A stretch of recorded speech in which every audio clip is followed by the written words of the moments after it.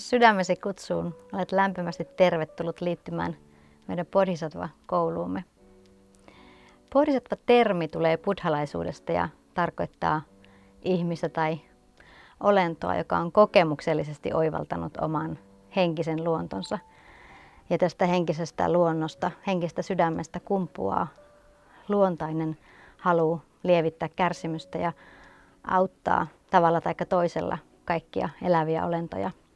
Ja myös auttaa toisia ihmisiä heräämään tähän omaan syvempään luontoonsa. Bodhisattva-koulussa kokoonnumme 5 viikonloppuna opiskelemaan eri henkisten traditioiden ja mestareiden opetuksia sekä ennen kaikkea harjoittamaan myötätunnon ja tietoisuuden meditaatiota. Saamme vetäytyä kokonaan arjesta viikonlopuksi luonnon helmaan sekä omaan sisimpäämme.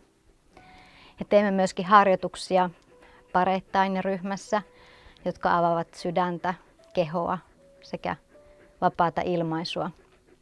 Yhdessä muodostamme ryhmäsydämen, jossa muuntumista ja uudistumista tapahtuu monin verroin siihen verrattuna, jos teemme harjoitusta pelkästään itsenäisesti kotona. Meillä on 2 bodhisattva-ryhmää. Toinen on Rovaniemellä täällä Sydänmaassa ja toinen kokoontuu tänä vuonna Espoon Nuuksion kansallispuiston upeissa maisemissa järven rannalla. Ja vaikka sinulla ei olisi aikaisempaa taustaa, niin olet tervetullut liittymään joukkoomme, mikäli tunnet sisimpäsi kutsuvan ja mikäli olet halukas sitoutumaan ottamaan askeleita tietoisuuden polulla.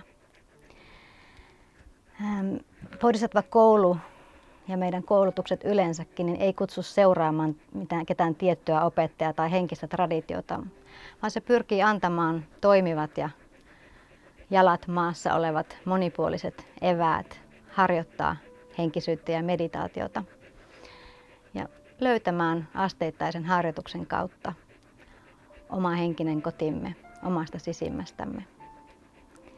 Tietoa meidän tästä koulutuksesta ja muistakin retriiteistä ja koulutuksista löydät Sydänmaan kotisivuilta www.sydänmaa.org. Olet tervetullut, jos sisimpäsi kutsuu.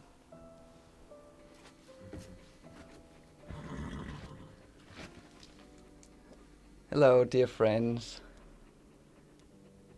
You're most welcome to join the Bodhisattva School and join our group heart and meditate with us.